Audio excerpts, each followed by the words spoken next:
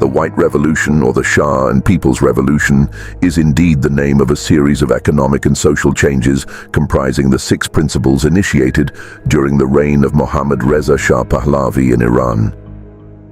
With the support of the then Prime Ministers of Iran, Ali Amini, Asadollah Alam, Hassan Ali Mansoor, and Amir Abbas Hoveyda, these transformations were realized. The period marked a significant shift in Iran's economic and social landscape. In the initial phase, Shah proposed a set of 6 principles during the National Farmers' Congress in Tehran on January 11, 1963, presenting the reforms in a referendum for acceptance or rejection to farmers and the general public, with positive results in a nationwide poll on January 26, 1963. The Shah termed these reforms the White Revolution, emphasizing its peaceful and bloodless nature. Before land reforms in Iran, 50% of agricultural land was in the hands of large landowners, 20% belonged to endowments, 10% was government-owned, and 20% was held by farmers. Prior to land reforms, at Mohammad Reza Pahlavi's order, 18,000 villages were listed for land distribution among villagers.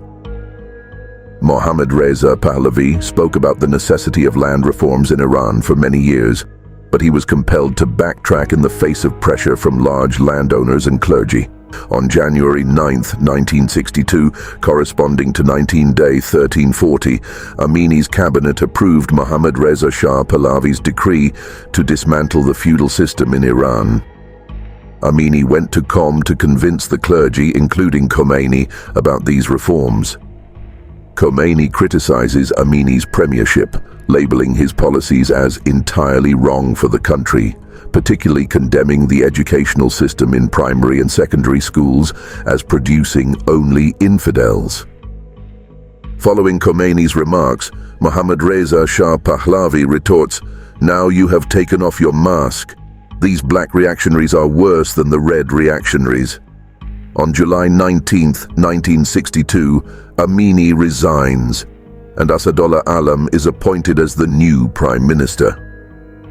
Mohammad Reza Shah told his new Prime Minister, Asadollah Alam, that these reforms can only be implemented when the majority of the people are in favor.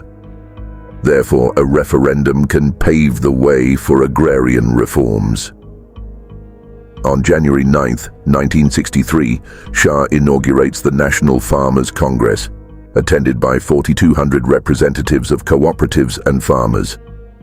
Mohammad Reza Shah Pahlavi speaks about the 6 principles of reforms, submitting them for public approval, leading to jubilation among the Congress attendees.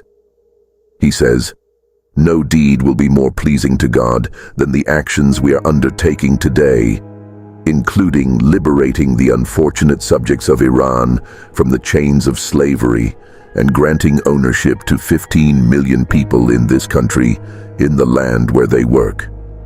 Nothing is more divine than social justice and the elimination of oppression."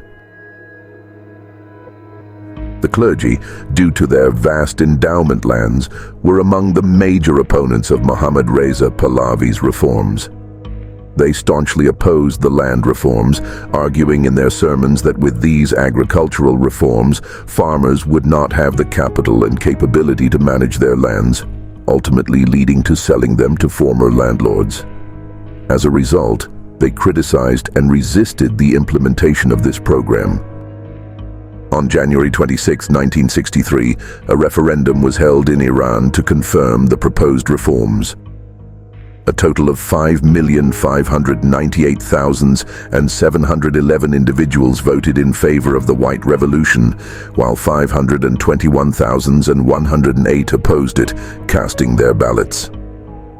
For the first time in Iranian history, women also participated in the voting process. In Tehran, 16,433 votes were cast, and in other provinces, 300,000 people expressed their approval. The land reforms unfolded in 3 stages. In the initial phase, it was determined that no landowner could possess more than 10 hectares of surplus land, which had to be sold to the farmers cultivating it. Simultaneously, through the sale of shares in state-owned factories, funds were arranged for the reimbursement of landowners. In the second stage, landlords with leased lands were required either to share the income from rent or, based on lease agreements, sell the lands to farmers. In essence, property owners were mandated to either lease their agricultural property to farmers for 30 years or sell it through mutual agreement. This significantly restricted the maximum ownership of lands by a single proprietor. Public endowment properties were also leased to farmers on a long-term basis of 99 years, based on the income generated from those lands. Special endowments were obligated to be sold to the government, with the proceeds distributed among the farmers. In the third stage, property owners who had leased their properties were compelled by the laws of reform to sell them to farmers, and with the consent of both the owner and the farmer, distribution occurred according to the customary share of the landowners. Consequently, many Iranian farmers became landowners, and according to Mohammad Reza Pahlavi's assertion, Iran transitioned from a feudal and backward country to one with free and industrial agriculture. Land reforms had 19 objectives and principles.